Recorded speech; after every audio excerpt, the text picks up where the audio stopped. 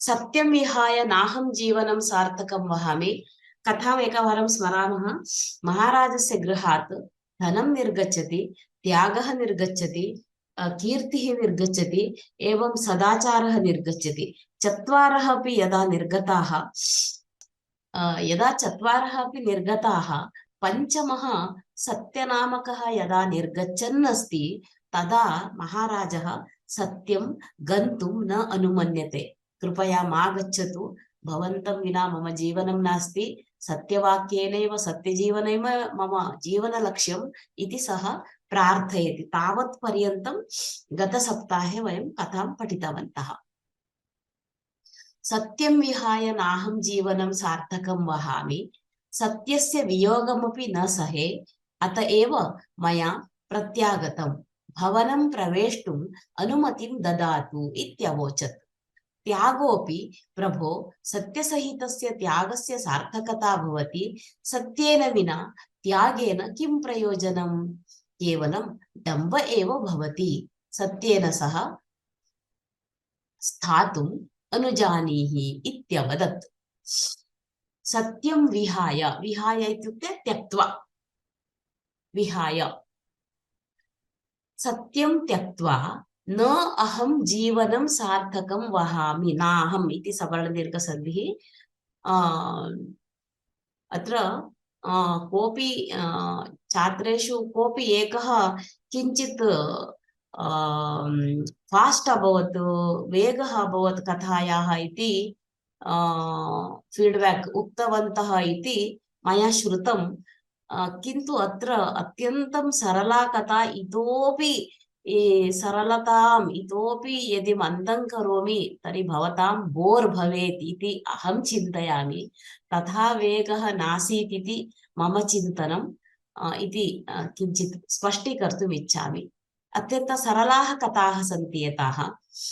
नाहं जीवनं सार्थकं वहामि इत्युक्ते सत्यं विहाय, सत्येन विना अहं जीवनं सार्थकं न वहामि। मम जीवनं सार्थकं, सार्थकं नाम अर्थसहितम्, उद्देश्यसहितं न भविष्यति। सत्यस्य वियोगमपि न सहे, अत एव मया प्रत्यागतं, भवनं प्रवेष्टो, अत एव मया प्रत्यागतम् इत्युक्ते अहं प्रत्यागतः। भवनं प्रवेष्टुं, राजभवनं प्रवेष्टुम् इत्यर्थः। अनुमतिं ददातु इत्यवोचत्। इति अवोचत् इत्युक्ते इति उक्तवान्। त्यागः अपि प्रभो, प्रभोः सत्यसहितस्य त्यागस्य सार्थकता भवति। प्रभोः इति षष्ठी विभक्तिः, प्रभुः इति उकारान्त पुल्लिङ्गस्य षष्ठी विभक्तिः, महाराजस्य इत्यर्थः। प्रभोः सत्यसहितस्य त्यागस्य सार्थकता भवति। यदा त्यागः अपि भवति, सत्यम् अपि भवति, सत्यम् अस्ति चेदेव त्यागस्य सार्थकता। केवलं त्यागः अस्ति, सत्यं नास्ति चेत् न साफल्यम्। अतः सत्यसहितस्य त्यागस्य सार्थकता भवति। सत्येन विना त्यागेन किं प्रयोजनम्? यदि सत्यमेव नास्ति, अत्र त्यागः, धनं, कीर्तिः, सदाचारः एते सर्वे आसन्, किन्तु सत्यमेव नास्ति चेत् एतेषां चतुर्णाम् उपस्थित्या प्रयोजनं नास्ति। अतः केवलं डम्ब एव भवति। अत्र डम्बः इत्युक्ते डम्बाचारः इति वदामः खलु, कन्नडभाषायां तोरुगाणिके इति। केवलं दर्शनार्थं, केवलं दर्शनार्थं, वस्तुतः अन्तः न भवति, सत्यं न भवति, केवलम् इतरेषां दर्शनार्थं भवति, तस्य डम्बः इति कथ्यते। केवलं डम्ब एव भवति।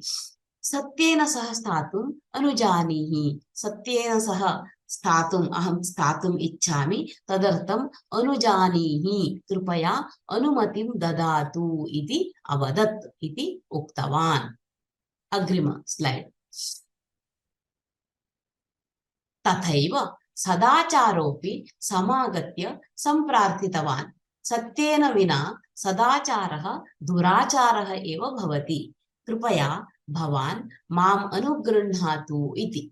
कीर्तिरागत्य कीर्तिः आगत्य इत्यर्थः अर्थः अत्र कीर्तिरागत्य कीर्तिः आगत्य विसर्गसन्धिः कीर्तिरागत्य प्रभो क्षमस्व कीर्तिभवनस्य चत्वारः स्तम्भाः धन त्याग सत्य सदाचाराः भवन्ति तान् स्तम्भान् विमुच्य कीर्तिभवनं कुत्रापि न प्रतिष्ठितं भवति। एवं खलु वयं कथां पठितवन्तः। धनं निर्गतं त्यागः गतः सदाचारः गतः कीर्तिः अपि गता। इदानीम् एवमस्ति तथैव एवमेव पूर्ववत् सदाचारः अपि सदाचारो अपि पूर्वरूपसन्धिः सदाचारः अपि सदाचारोऽपि समागत्य समागत्य आगत्य इति समानः अर्थः तत्र कोऽपि अर्थभेदः नास्ति। सम इति उपसर्गः सम्प्रार्थितवान् सम्यक् प्रार्थितवान् सत्येन विना सदाचारः दुराचारः एव भवति। इदानीं वयं समाजे पश्यामः यदि सत्यं न वदति तर्हि सदाचारः इति न उच्यते। भ्रष्टाचारः दुराचारः दुष्टः आचारः दुराचारः दुराचारः एव भवति। कृपया भवान् माम् अनुगृह्णातु मामपि अनुग्रहं करोतु अहमपि अत्रैव तिष्ठामि इति वदति। कः वदति? सदाचारः एवं सम्प्रार्थितवान्। कीर्तिः आगत्य कीर्तिरागत्य अत्रापि विसर्गसन्धिः कीर्तिः आगत्य कीर्तिरागत्य प्रभो क्षमस्व क्षमस्व इत्युक्ते क्षमां करोतु। क्षमते इति आत्मनेपदी तत् क्षमस्व इति लोट्लकारे मध्यमपुरुष एकवचनं। क्षमस्व इत्युक्ते क्षमां कुरु क्षमां करोतु। कीर्तिभवनस्य चत्वारः स्तम्भाः। इदानीम् एकं भवनम् अस्ति इति चिन्त्यताम्। एकं भवनमस्ति भवने स्तम्भाः भवेयुः किल पिलर्स्। चत्वारः स्तम्भाः सन्ति। के स्तम्भाः? धन त्याग सत्य सदाचाराः भवन्ति। कीर्तिभवनस्य चत्वारः स्तम्भाः धन त्याग सत्य सदाचाराः भवन्ति। तान् स्तम्भान् विमुच्य कीर्तिभवनं कुत्रापि न प्रतिष्ठितं भवति। यदि स्तम्भाः न भवन्ति एकभवनस्य पिल्लर्स् एव न भवन्ति किं भवति? भवनं पतिष्यति। तद्वत् तदर्थं वदति कीर्तिः एवं वदति। तान् स्तम्भान् विमुच्य कान् स्तम्भान् विमुच्य? धनमिति एकः स्तम्भः त्यागः इति एकः स्तम्भः सत्यमिति कश्चन स्तम्भः सदाचारः। एतान् विमुच्य इत्युक्ते त्यक्त्वा विहाय कीर्तिभवनं कुत्रापि प्रतिष्ठितं न भवति न तिष्ठति इत्यर्थः। अनुगृह्णातु इति अनुग्रहं करोतु इति। अग्रिम स्लैड् गच्छामः। अतो मयि अपि प्रसीद इति निवेदयामास। सत्यव्रतमहाराजः सर्वेभ्यः सम्मतिं दत्त्वा महान्तं सन्तोषं प्राप।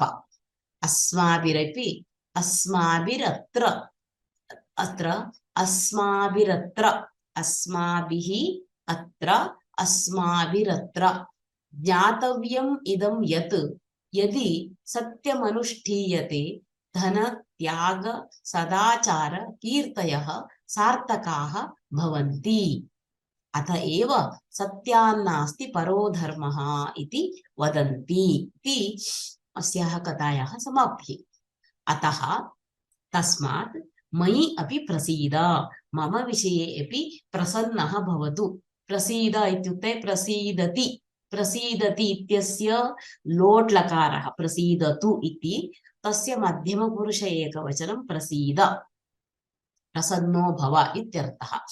अतः मयि अपि प्रसीद इति निवेदयामास निवेदनं कृतवान् लिट् लकार निवेदयामास निवेदितवान् इत्यर्थः। सत्यव्रत महाराजः सर्वेभ्यः सम्मतिं दत्त्वा सर्वेभ्यः नाम केभ्यः? धनं त्यागः कीर्तिः सदाचारः सत्यम् एवं अत्र पञ्च जनाः सन्ति।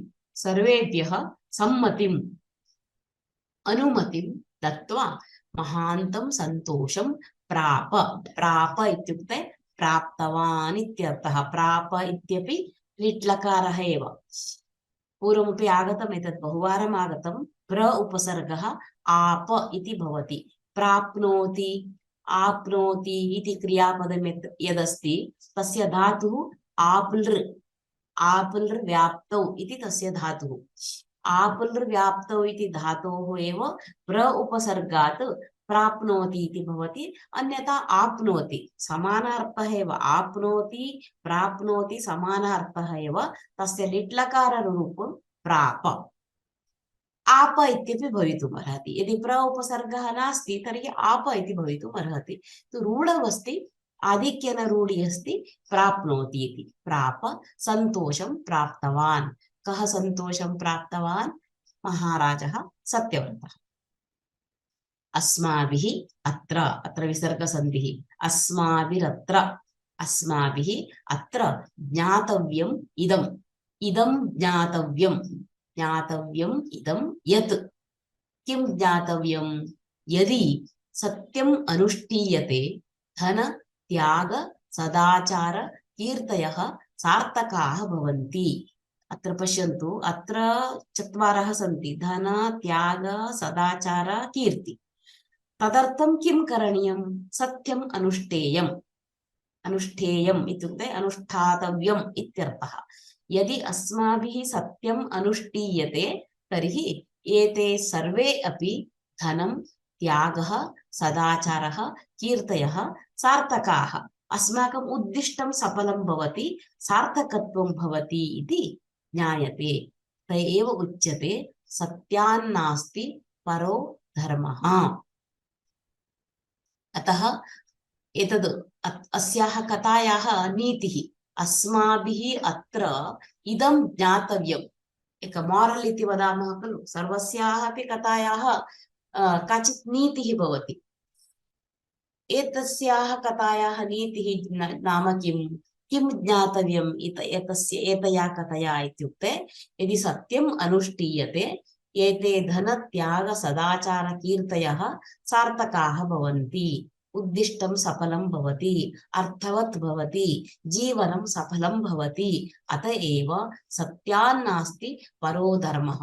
सत्यमेव वक्तव्यं सदा सदा इति। अत एव उपनिषदि वदन्ति सत्यं वद धर्मं चर इत्यादि वाक्यानि वयं शृणुमः इति अस्याः कथायाः नीतिः। निवेदयामास इत्यस्य निवेदितवान् इति, प्राप इत्यस्य प्राप्तवान् इति अत्र कठिनपदस्य अर्थः दत्तः। अस्याः कथायाः पूर्णता अत्र समाप्ता। इतः परं वयम् अग्रिमकथां प्रति गच्छामः। अग्रिम स्लैड्स् अनन्तरं प्रश्नः। नवमी कथा। किमर्थं नवमी कथा इत्युच्यते? नवमी कथा, कथा इति स्त्रीलिङ्गम्, अतः नवमी कथा। यदि ग्रन्थः स्यात् नवमः ग्रन्थः इति वक्तव्यं स्यात्। यदि पद्यम् इति नपुंसकलिङ्गं स्यात् तर्हि नवमम् इति। सर्वदा विशेष्यं विशेषणं विशेष्यस्य समानविभक्तिकत्वं भवति। अतः नवम्याः कथायाः नाम दृष्टिभेदः इति अस्ति। इदानीं नवमीं कथां पठामः। इतः परम् अस्यां कथावल्ल्यां कथाद्वयमेव अवशिष्टमस्ति। नवमकथा इति वक्तुं शक्यते समासेन। यदि विभज्य प्रयोगः क्रियते तदा नवमी कथा इति। नवमी कथा अस्ति, दृष्टिभेदः अस्ति, अन्ते ध्रुवचरितं दशमी कथा भवति। तावता कथावल्लरी समाप्यते। अस्तु, इदानीं वयम् अद्य नवमकथायाः अर्थं शृणुमः। एकदा कथायाः शीर्षकमस्ति दृष्टिभेदः। एकदा महाराजः जनकः एकां पण्डितसभां कृतवान्। सभार्थं बहवः महान्तः समागताः आसन्। वादप्रतिवादकुशला अपि तेषु आसन्। तत्र क्रियमाणः वादः अपि अत्युच्चस्तरीयः आसीत्। अतः सामान्यस्य पण्डितस्य वा मानवस्य तत्र प्रवेशार्हता एव न आसीत्। पश्यन्तु, प्रवेशार्हतैव इति अस्ति तत्र, तत्र सन्धिः। प्रवेशार्हता एव प्रवेशार्हतैव इति वृद्धिसन्धिः।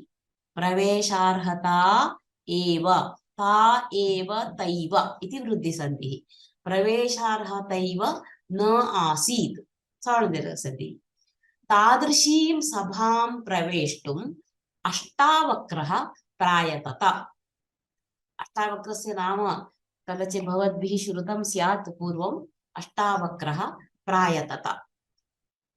पठामः। एकदा इत्युक्ते वन्स् इति वदामः किल, एकवारं किं जातम्। एकदा महाराजः जनकः एकां पण्डितसभां कृतवान्। महान्तः पण्डिताः सर्वे एकत्र सम्मिलिताः, एकत्र समायोजनं कृतवान्। कः? महाराजः जनकः पण्डितां सभाम् आयोजितवान्। इदानीमपि एषु दिनेषु अपि तत्र तत्र वयं मठेषु वयं शृणुमः, शास्त्रगोष्ठी इति नाम्ना पण्डितानां मध्ये चर्चा प्रचलति। कञ्चित् विषयं गृहीत्वा ते परस्परं चर्चां कुर्वन्ति। तथा पूर्वतनकाले एतत् बहु आसीत्। सः पण्डितसभां कृतवान्। कः कृतवान्? जनकः, महाराजः। सभार्थं, सभानिमित्तं बहवः महान्तः समागताः आसन्। महान्तः के? महान्तः इत्युक्ते महापुरुषाः। महान्, महान्तौ, महान्तः। महान्तः पण्डिताः इत्यर्थः। समागताः आसन्, आगताः आसन् इत्येव। वादप्रतिवादकुशला अपि तेषु आसन्। तत्र वादः प्रचलति, प्रतिवादः प्रचलति, तत्र कुशलाः। वादेषु प्रतिवादेषु कौशल्यं यत् येषु सन्ति, येषु अस्ति, ते प्रतिवादकुशलाः। कुशलाः इत्युक्ते विचक्षणाः, विद्वांसः। विद्वान्, विद्वांसौ, विद्वांसः। ते कुशलाः, परिणताः, चटुलाः, चतुराः इत्यर्थः। वादप्रतिवादकुशलाः अपि तेषु आसन्। तेषु इत्युक्ते तेषु पण्डितेषु आसन्। सर्वेपि तादृशाः तेषु आसन्। तत्र क्रियमाणः वादः अपि अत्युच्चस्तरीयः आसीत्। तत्र अत्यन्तं सामान्यविषये वादः न प्रचलति स्म। महान्तं वयं वदामः खलु, प्रौढस्तरीयवादः, अत्यन्तम् उन्नतस्तरीयवादः तत्र प्रचलति स्म। ग्रन्थेषु महत्सु शास्त्रग्रन्थेषु ये विचाराः उक्ताः, तेषु विषयेषु वादप्रतिवादः प्रचलति स्म। अत्युच्चस्तरीयः, सामान्यस्तरीयः न, उच्चस्तरीयः नाम उन्नतस्तरीयः। उच्च नाम उन्नत, अति उन्नतस्तरीयः आसीत्। सामान्यः अवगन्तुमेव न शक्नुवन्ति, तादृशस्तरीयः आसीत्। अतः सामान्यस्य पण्डितस्य वा मानवस्य तत्र प्रवेशार्हता एव न आसीत्। यतः तत्र महान् उन्नतस्तरीयः वादः। अतः सामान्यजनस्य प्रवेशः वा कुतः? तत्र तस्य अर्थः अपि न भवति। सः विषयस्य, तस्य विषयस्य अवगमनमेव न भवति। अतः तेषां प्रवेशार्हता तत्र न आसीत्। तादृशीं सभां प्रवेष्टुम् अष्टावक्रः प्रायतत। तादृशी यत्र एते सर्वे महान्तः पण्डिताः उन्नताः सम्मिलिताः आसन् जनकस्य पण्डितसभायां, तादृशीं सभां कः प्रवेष्टुं प्रयत्नं कृतवान्? अष्टावक्रः प्रवेष्टुं प्रायतत। प्रायतत इत्युक्ते प्रयत्नं कृतवान्। अग्रिम स्लैड् गच्छामः। परम् अष्टावक्राय अवकाशं कः प्रयच्छति? तस्मै तत्र कोऽपि प्रशंसको वा नास्ति। अनुप्रेषको वा नास्ति, कोऽपि सहायः नास्ति, भगवानेव एकैकसहायः इति तस्य विश्वासः। भगवति यः विश्वसति तस्य न कदापि कष्टं वा नष्टं वा भवति, प्रत्युत अभीष्टं सिद्ध्यति। इदम् अस्याः कथायाः द्वितीय स्लैड् अस्ति। अद्य वयं चतुर्थ स्लैड् पर्यन्तं पश्यामः। परम् इदानीं कः सभाम् आगन्तुं प्रयत्नं कृतवान्? अष्टावक्रः। परं परम् इत्युक्ते परन्तु, किन्तु इत्यर्थः। अष्टावक्राय अवकाशं कः प्रयच्छति? तत्र तु महान्तः पण्डिताः एव आगताः, अन्येषां सामान्यानाम् अवसरः अवकाशः एव तत्र नासीत्। अष्टावक्राय अवकाशम् अत्र अवकाशं कः दातुमर्हति? तस्मै तत्र कोऽपि प्रशंसको अनासीत्। प्रशंसकः इत्युक्ते अप्रिशियेट्, तस्य प्रशंसां कर्तुं कोऽपि तत्र नास्ति। अनुप्रेषकोऽपि नास्ति। अनुप्रेषकः इत्युक्ते तम् अनुमोदकः, तम् किम् इन्फ्लुयेन्स् इति वदामः खलु, तथा तम् अनुप्रेषकः अथवा अनुप्रेषकः इत्युक्ते तम् अन्तः प्रेषयितुम् अनुमतिं दाता इत्यपि वक्तुं शक्यते, अनुप्रेषयति इति। तादृशः अपि तत्र कोऽपि नास्ति। कोऽपि सहायः अपि नास्ति, तस्य सहायकः अपि कोऽपि नास्ति। भगवानेव एकैकसहायः इति तस्य विश्वासः। कस्य विश्वासः? अष्टावक्रस्य विश्वासः। अष्टावक्रः आगतः, द्वारे स्थितः, तस्य कोऽपि अन्तः गन्तुम् अवकाशं न ददाति, कोऽपि प्रशंसामपि न करोति, अनुप्रेषकः अपि नास्ति, कोऽपि सहायकः अपि नास्ति। अनन्यगत्या मम कः अस्ति तर्हि? अन्ततो गत्वा भगवान् एव, भगवान् देवः एव एकैकसहायः, एकैकसहायः एव एकमात्र, भगवान् एकः एव मम सहायकः भवितुम् अर्हति इति तस्य विश्वासः। कस्य विश्वासः? अष्टावक्रस्य विश्वासः। अष्टावक्रः अपि महान् पण्डितः एव, किन्तु एवम् आसीत् तत्र स्थितिः। भगवति यः विश्वसिति तस्य कदापि कष्टं वा नष्टं वा न भवति। यः भगवति दैवे यस्य विश्वासः अस्ति तस्य न कदापि कदापि कष्टं वा नष्टं वा न भवति, प्रत्युत अभीष्टं सिद्ध्यति। प्रत्युत अपि च इत्यर्थः। अभीष्टं सः यदिच्छति तत् सः प्राप्नोति। अभीष्टम् इत्युक्ते इच्छा, सः यदिच्छति तद् प्राप्नोति, अभीष्टं सिद्ध्यति इति। अग्रिम स्लैड् गच्छामः। कदाचित् अभीष्टसिद्धौ कोऽपि अवरोधाः भवेयुः, तर्हि तेऽपि भविष्यन्त्याः सिद्धेः कारणान्येव भवेयुः। अष्टावक्रः दिनत्रयं यावत् जनकस्य सभाभवनस्य द्वारे प्रतीक्षां कृतवान्। सभाम् आगच्छन्तः पण्डिताः सर्वे तं पश्यन्तोऽपि न पश्यन्ति। यद्यः सभायाम् अवकाशः लब्धश्चेत् मह्यमपि लभ्यत एव इति मत्वा सः तत्रैव निरीक्षां कुर्वन् आसीत्। पुनरपि एकवारं पठामि। कदाचित् पूर्वमुक्तं दैवे विश्वासः अस्ति चेत् कष्टमपि न भवति, नष्टमपि न भवति, अपि तु अभीष्टं सिद्ध्यति, इच्छासिद्धिः भवति इति पूर्वमासीत्। कदाचित् अभीष्टसिद्धौ, इच्छासिद्धौ केऽपि अवरोधाः भवेयुः। अवरोधाः इत्युक्ते विघ्नाः, डिस्टर्बेन्स् इति वदामः खलु, विघ्नाः भवेयुः। कदाचित् इच्छासिद्धिः भवति, परन्तु अकस्मात् विघ्नाः भवेयुः, तर्हि तेऽपि भविष्यन्त्याः सिद्धेः कारणान्येव भवेयुः। यदि अग्रे सिद्धिः भवति तस्य कारणमपि विघ्नः एव भवितुम् अर्हति। कदाचित् अग्रे जयः भवति चेत् आरम्भे अपजयः अपि भवितुम् अर्हति। एवं वयं जीवनचक्रं पश्यामः।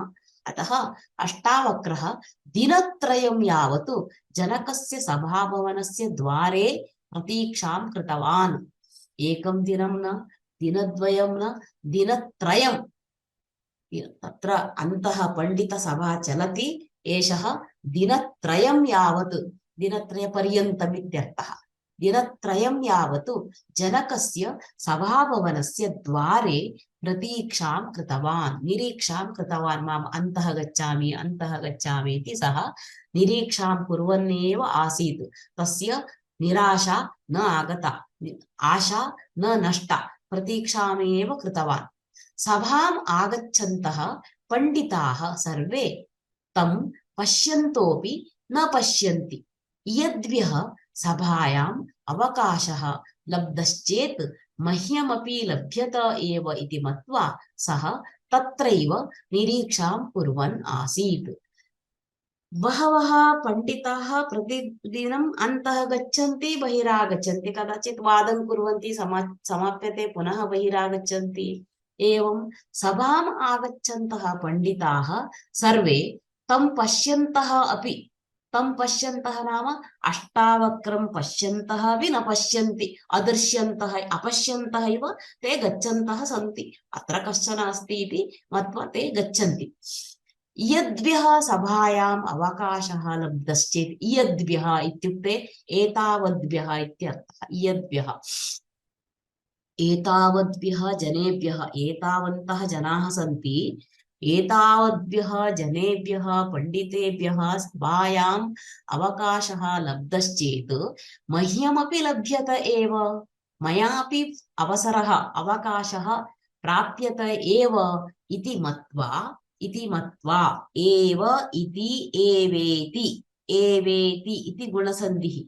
मह्यमपि, मया अपि अवकाशः लभ्यते एव, प्राप्यते एव इति ज्ञात्वा, इति मत्वा, इति चिन्तयित्वा सः नाम अष्टावक्रः तत्रैव, तत्र एव, तत्रैव वृद्धिसन्धिः, निरीक्षां कुर्वन् आसीत्।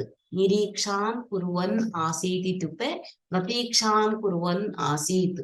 एतादृशीं कथां वयम् अन्यत्रापि शृणुमः, यत्र नचिकेतः यमस्य सदनं गत्वा दिनत्रयं यावत् निरीक्षां कुर्वन् आसीत् इति।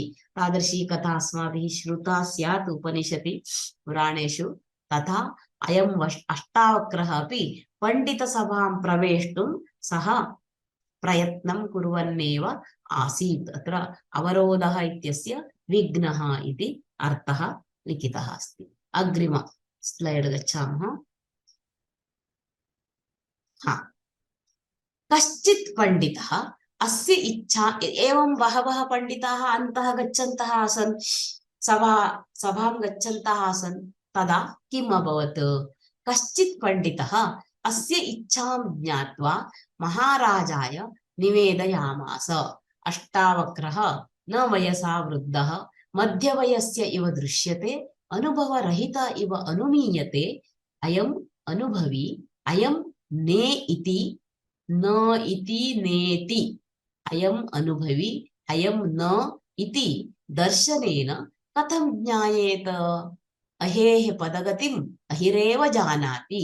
अतः अष्टावक्रोऽपि कश्चित् महात्मा एव भवेत् इति संभाव्य महाराजः तं सभान्तः समानेतुम् आज्ञापयत्। एवं महाराजः ज्ञातवान्। इदानीं पुनरपि एकवारं पठामः। कश्चित् पण्डितः, एकः पण्डितः अस्य इच्छां ज्ञात्वा, यतः दिनत्रयतः सः पश्यन् अस्ति, दिनत्रयतः महाराजस्य राजभवनस्य द्वारे एव प्रतीक्षां कुर्वन् वर्तते अष्टावक्रः। अस्य नाम अष्टावक्रस्य इच्छां ज्ञात्वा, अन्तः प्रवेष्टुम् इच्छां ज्ञात्वा महाराजाय निवेदयामास। एकः पण्डितः किं कृतवान् इत्युक्ते, महोदय, प्रभो, महाराजसमीपं गत्वा उक्तवान्, तत्र राजभवनस्य द्वारे कश्चन अस्ति, सः दिनत्रयतः प्रतीक्षां कुर्वन् अस्ति, अन्तः अत्र सभामण्डपम् आगन्तुम् इच्छति इति तस्य इच्छां सः महाराजं प्रति निवेदितवान्। महाराजाय निवेदयामास, महाराजं निवेदितवान्। अष्टावक्रः न वयसा वृद्धः न, तस्य बहु वयः न अभवत्। मध्यवयस्य इव दृश्यते। मध्यवयस्कः इत्युक्ते वयं जानीमः, न बाल्यं न वार्धक्यं, मध्यवयस्कः इव सः दृश्यते। कः दृश्यते? अष्टावक्रः। अनुभवरहितः इव अनुमीयते। अनुमानम् इत्युक्ते संशयः, डौट् इति वदामः खलु, तस्य पाण्डित्ये अनुभवः नास्ति इव तस्य दर्शनात् ज्ञायते। इदमेव अत्र कष्टं। सामान्यतः जनाः अस्माकं दर्शनात् एव एषः एवं स्यात् इति अनुमानं कुर्वन्ति अथवा संशयं कुर्वन्ति। वस्तुतः अनुमानम् इत्युक्ते तर्कशास्त्रे अन्य अर्थः अस्ति, अत्र अनुमीयते भवतु नाम अत्रत्य अर्थम् स्वीकुर्मः वयम्। अनुभवरहितः नाम पाण्डित्ये अस्य अनुभवः नास्ति, अनुभवरहितः इव अनुमीयते, अनुमानं भवति, संशयः भवति। अयम् अनुभवी, अयं न, अयम् अनुभवी वा अयम् अननुभवी वा न इत्यस्य तथार्थः। अनुभवरहितः इति दर्शनेन कथं ज्ञायते? एकस्य मुखस्य दर्शनेन कथं ज्ञायते अयम् अनुभवी वा अथवा अननुभवी वा इति? कथं ज्ञायेत? कथं ज्ञातुं शक्येत? तदर्थम् एकम् उदाहरणं वदति। अहेः पदगतिम् अहिरेव जानाति। अत्र कठिनपदानाम् अर्थे लिखितमस्ति। अहिः इत्युक्ते सर्पः, स्नेक्, सर्पः इति वदामः खलु। अहेः पदगतिम् अहिरेव जानाति इति। सर्पः यत्र गच्छति, यत्र चलति, तस्य पदगतिं वयं ज्ञातुं न शक्नुमः। कश्चन मनुष्यः गच्छति चेत् अत्र कश्चन चलितवान्, तस्य पदचिह्नम् अस्ति इति आरक्षकाः अपि अवगच्छन्ति, वयमपि अवगच्छामः। किन्तु सर्पस्य पदगतिं कः जानाति? अहिरेव जानाति। अहिः एव अहिरेव, विसर्गसन्धिः। अहिः इत्युक्ते सर्पः, अहेः इति षष्ठी विभक्तिः, इकारान्तः पुल्लिङ्गः अहि शब्दः। अहेः पदगतिम् अहिरेव जानाति, सर्पस्य पदगतिं सर्पः एव जानाति। अतः अष्टावक्रोऽपि कश्चित् महात्मा एव, महात्मा एव, महात्मैव भवेत् इति सम्भाव्य महाराजः तं सभान्तः समानेतुम् आज्ञापयत्। यदा कश्चन पण्डितः गत्वा महाराजम् अवदत्, एवं कश्चन जनः राजभवनस्य द्वारि दिनत्रयतः प्रतीक्षां कुर्वन् वर्तते, अन्तः प्रवेष्टुम् इच्छां प्रकटयति इति विषयं कश्चन पण्डितः महाराजम् उक्तवान्। तदा राजा आज्ञां कृतवान्, अस्तु तर्हि तं पण्डितम् अन्तः आनयन्तु। कः जानाति, सः पण्डितः स्यात् खलु इति। अतः अष्टावक्रोऽपि कश्चित् महात्मा एव भवेत्, स्यात् इति सम्भाव्य ऊहां कृत्वा महाराजः तम् इत्युक्ते अष्टावक्रं सभान्तः, सभायाः अन्तः इत्यर्थः। यत्र पण्डितसभा प्रचलति स्म तत्र सभान्तः समानेतुं, तम् आनेतुम्, आनेतुं समानेतुम् इति समानः अर्थः इति उपसर्ग अत्र अस्ति, तावदेव। समानेतुम् आज्ञापयत्, नो चेत् सर्वस्यापि एवं अन्तः प्रवेशः न भवति, अलो न कुर्वन्ति तत्र। समानेतुम् आज्ञापयत्, आज्ञां कृतवान्। कः आज्ञां कृतवान्? एषः महाराजः आज्ञां कृतवान्। किमिति आज्ञां कृतवान्? यश्च अष्टावक्रः द्वारि तिष्ठति स्म तम् अन्तः आनेतुम् आज्ञां कृतवान् इति। अद्य वयम् एक स्लैड् पर्यन्तमेव एतां कथां समापयामः। अस्य अग्रिमकथां वयं श्वस्तनकक्षायां पठिष्यामः। श्वः एषा कथा सम्पूर्णतां याति। इदानीं वयं प्रश्नस्य अथवा किं सन्देहस्य अवसरः। नमस्ते भगिनी, इदानीं मया एकः प्रश्नः उक्तः। कः अस्ति? जयराम महोदय किल? आम्, भवत्या लिखितम् अनुगृहम्, अनुगृहं वा अनुग्रहं शुद्धं कुत्र कुत्र शुद्धपदम् आसीत् महोदय तद्? अहं कदाचित् प्रिण्ट् मिस्टेक् कुत्र आसीत् कस्मिन् स्लैड्? यतः स्लैड् सा चालयति एकनिमिषं पूर्वतने वा? आम् आम् आम् अनुग्रह भवत्या नोट् लिखितं ओ तत्र मया कठिनपदानाम् अर्थे वा? आम् आम् आम् आम् अनुगृह्णातु अनुगृह्णातु ईक्वल्स् अनुग्रहं कृतवान्। करोतु हा न एतत् सम्यक् अस्ति महोदय। अनुगृहम् एव शुद्धं वा? मया तु श्रुतम् अनुग्रहं न अनुग्रहम् अनुग्रहं करोतु एव। अनुगृह्णातु करेक्ट् अस्ति। अनुगृह्णातु तत्र तु शुद्धम् अनुगृह्णातु करेक्ट् अस्ति महोदय। आम् आम् तत्र द्वितीये अनुग्रहम् इति भवेत्। सत्यम्। आम् आम् प्रथमं सम्यक् अस्ति, अनुगृह्णातु इति सम्यक् अस्ति, आम् परन्तु तत्र अनुगृहं करोतु न अनुग्रहम् इति एव तत्र अनुग्रहः। तत्र अनन्तरं कश्चन दोषः। आम् अनन्तरं डम्ब इति पदस्य अर्थः कः? डम्ब डम्बाचारः इति महोदय एतद् आडम्बरम् आडम्बरम् इत्युक्ते महोदय शो शो न भवतः मातृभाषा का? तमिळ् मलयाळं कन्नड कन्नड अपि वा? न न किमर्थं वदामि इत्युक्ते एतदेवं वक्तव्यं न ತುಂಬ ಶೋ ಮಾಡೋದೆಲ್ಲ ಮಾಡ್ತಾರೆ ಅನಾಚಾರ ಮನೆ ಮುಂದೆ ಬೃಂದಾವನ इति कन्नड भाषायां काचित् गादे अस्ति। इत्युक्ते केचन बहु स्तोत्रं कुर्वन्ति, पूजां कुर्वन्ति, एतत् कुर्वन्ति, किन्तु तेषाम् अन्यदिनचरी काचित् अन्या एव भवति। अन्येषाम् अहितकरणम्, अन्येषां निन्दनम्, एतत् सर्वं भवति। तर्हि एषा पूजा किमर्थं क्रियते? डम्बाचारनिमित्तम्, अन्येषां प्रदर्शनार्थम्। अहं बहु किमपि पुण्यं कुर्वन् अस्मि इति अन्ये जानन्तु इति तस्मिन् अर्थे डम्ब इति तु प्रयोगः क्रियते। ಅವರು ತುಂಬಾ ಶೋ ಮಾಡುತ್ತಾರೆ ಅಲ್ಲ ಈಗ ಶೋ ಮಾಡೋದೇ ಫ್ಯಾಷನ್, ಶೋ ಕರಣಮೇವ किञ्चित् इति अस्ति।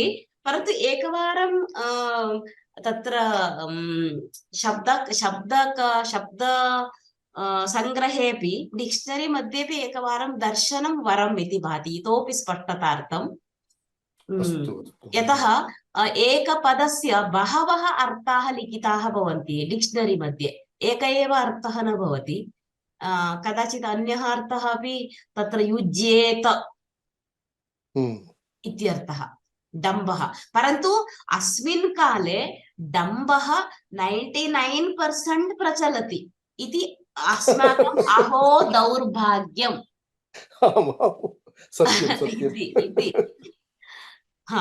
एतत् सत्यं, वास्तविकं सत्यम्।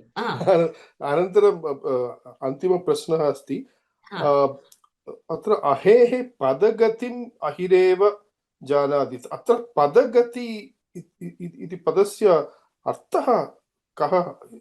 पदस्य गति, पदम् इत्युक्ते फुट् प्रिण्ट् इति वक्तुं शक्यते वा? पद इत्युक्ते पदम् इत्युक्ते पादः एव। किन्तु मम प्रश्नः अस्ति,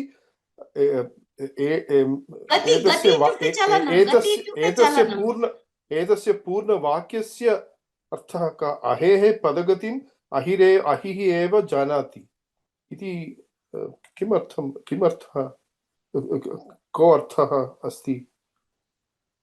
इत्युक्ते सामान्यः अवगन्तुं न शक्नोति इति।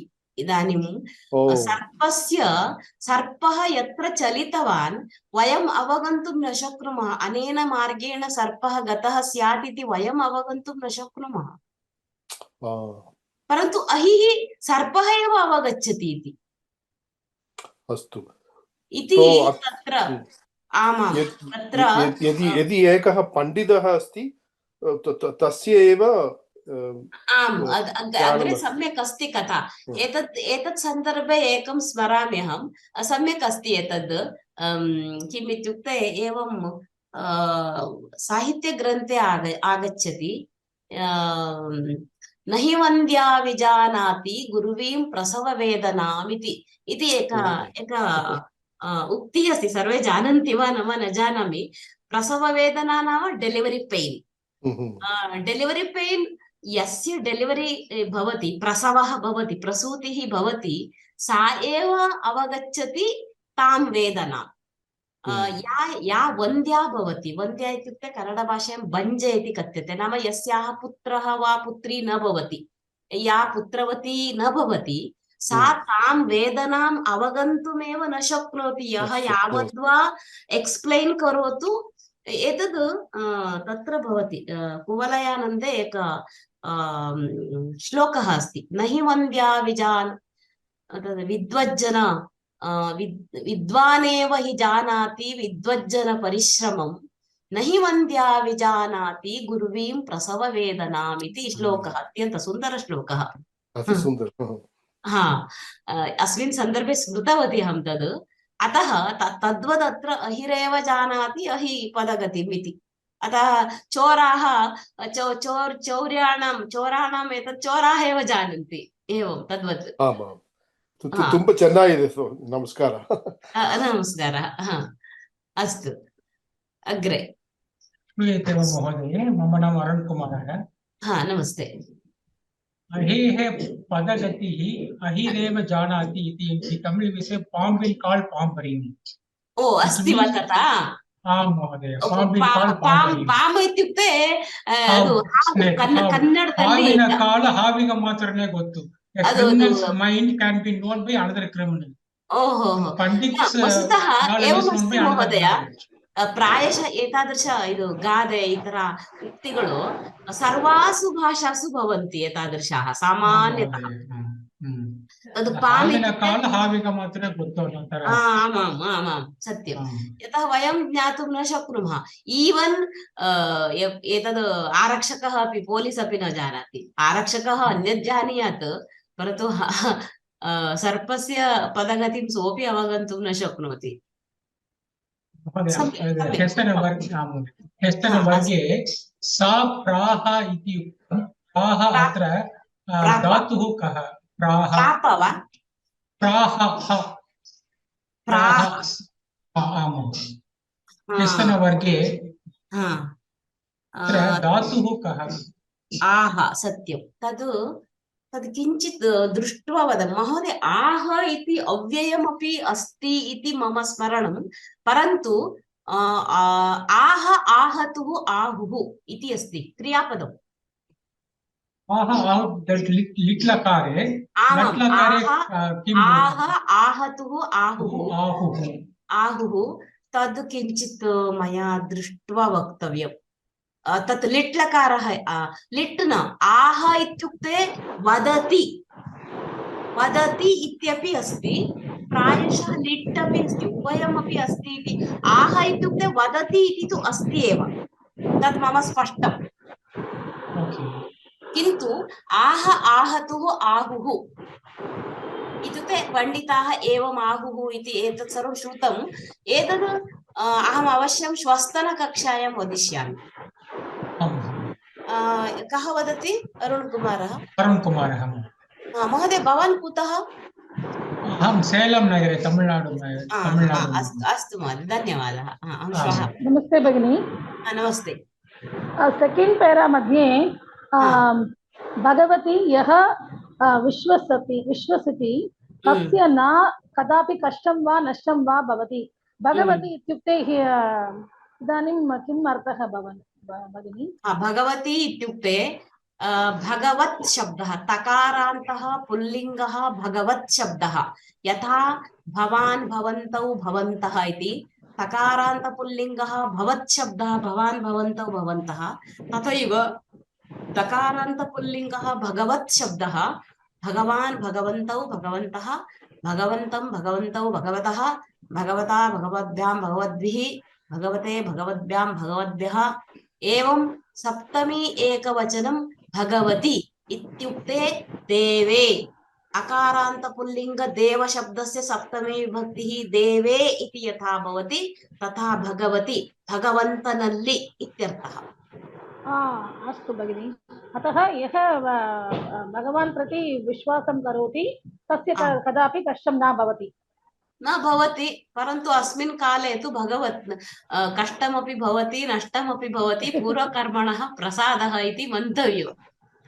अस्तु अस्तु अस्तु भगिनि, अस्तु भविष्यति। भगिनि, धन्यवादः।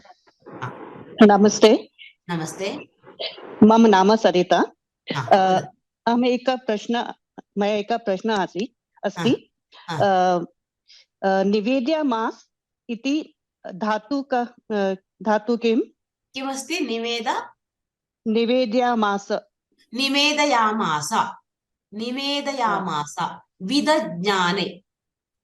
ओके, and शृणोतु, अत्र शृणोतु। yeah, न इदानीं यदा भवती पृच्छति निवेदयामास इत्युक्ते निवेदितवान् इत्यर्थः अभवत् वा?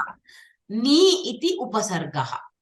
वेदयामास विदज्ञाने, विदज्ञाने इत्युक्ते विन्दति इति अन्यदपि अस्ति। विदज्ञाने तत्र निवेदयति इत्युक्ते वस्तुतः अत्र किञ्चित् अवधानं यच्छन्तु। निवेदनपदातेव नैवेद्यम् इति आगच्छति इति तद् कथमिति किञ्चित् प्रकृतिप्रत्ययः द्रष्टव्यः। वयं भगवते नैवेद्यं कुर्मः खलु, अथवा निवेदनं कुर्मः खलु। निवेदनं नाम प्रार्थनम्। okay. And I think प्राह इति भ्रू धातु। प्राह इति न, तद् दृष्ट्वा वदामि भगिनि। अदृष्ट्वा मास्तु, दृष्ट्वा वदामि। अस्तु, धन्यवादः। अस्तु, अद्य समयः समाप्तः। वयं श्वः मिलामः। कृपया धन्यवादः। धन्यवादः। नमस्ते नमस्ते नमस्ते। नमस्ते। धन्यवादः भगिनि।